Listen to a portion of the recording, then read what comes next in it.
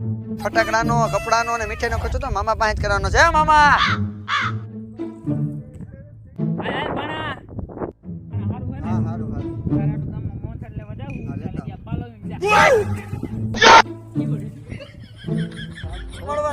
દડવા લે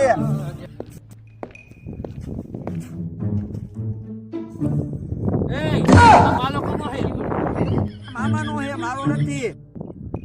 અરે હા પણ રાયડું હું નાખસ એટલી દેવાનો હે બોલ. એ મને નથી ખબર, મારા મામા આવે ને પૂછ લેજો એને. હું માથાકૂટ કરો તમે બે. એલા ભાઈ ઢગલે ધીંગાણા હોય તું જલ્દી ભાવ બોલાનો.